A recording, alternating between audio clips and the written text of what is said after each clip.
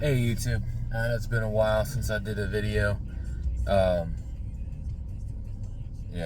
this channel is just as I feel like I got something to talk about or something I want to address, I kind of put a video out. I wanted to be more consistent and structured with it, and it just never works out. It's so much going on in my life that takes priority over videos. That being said, I'm hoping to be doing some more here soon, more kind of like this, talking videos. And this particular video is was spurred on, I guess, by a video I saw of another YouTube creator talking about, should Christians own guns?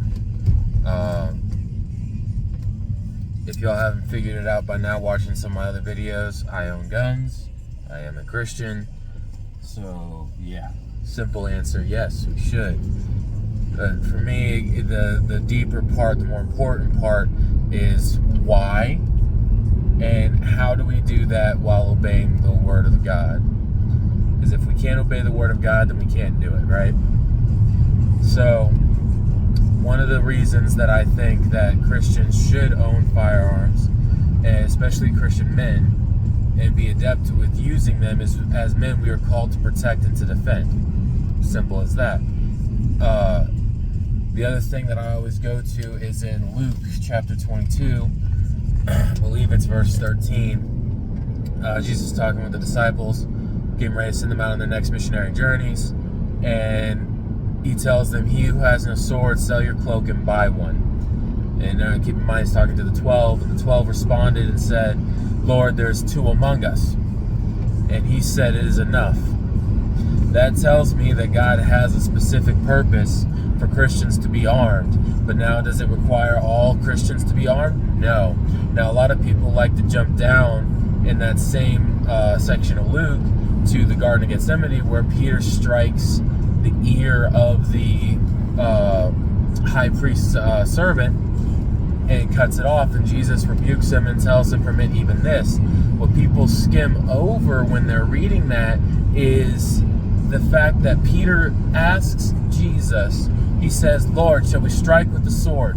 Keeping in mind that Jesus just told them to get swords.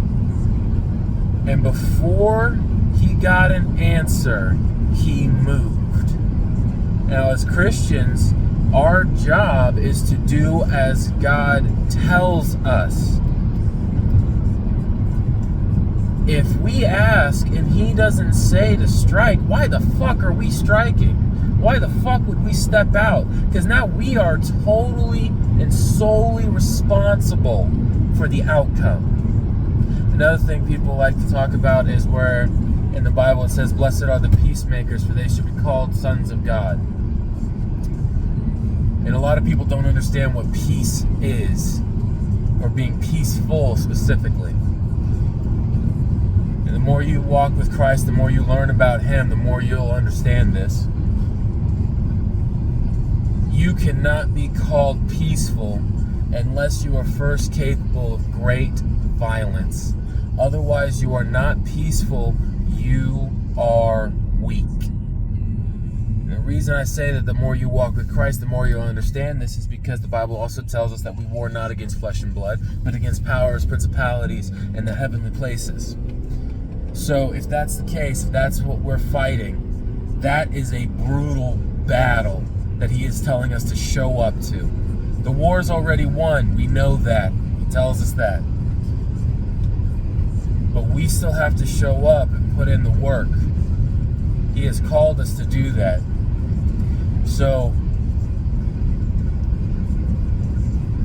if we know that we're fighting a spiritual battle, and we know that God can do whatever he wants to defend us in the spiritual and in the physical, why would we limit his options? That's the way I look at it. I carry a gun and I carry weapons not because I'm looking for a fight, not because I honestly want to get into a fight, although some days I do because it just sounds like a good time. Not necessarily a shootout, but a good fist fight sounds fun sometimes. But But however, understanding that God can do and use whatever he wants, I want to be able to be the tool used by Christ to defend those that I care about and to defend those that cannot defend themselves. So if I'm there, I take it as God has sent me here to secure this place and to make sure that no physical threats interrupt what he is trying to do in people's life. And I take that job very seriously. I challenge all the men in my life to do the same. Yes, there are women that will do it as well. I'm a man, I speak mostly to the men.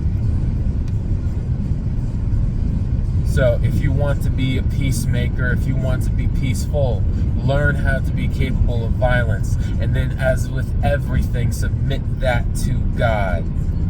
Put it under his rule and his authority, that it would only be used for his glory and not another's, that it would only come out when he has designated it to. Yeah, that's what I got, guys. If y'all got any questions, comments, put them down below. I'll do my best to get back to y'all. If you want to see any more videos, if there's a topic you want to hear me talk about and kind of get a conversation going on, let me know and I'll pray about it and see what I can do. I'm hoping here soon to be putting out some videos on this channel and probably a new one that I don't know if I'm going to start yet or not, with me and some of my friends, my family really, that we're working through this discipleship process and learning how to get closer to Christ and just kind of showing y'all what that looks like. Obviously not going to let y'all in on everything. That would be foolish, but just to show you what God's doing in our lives. All right. Peace.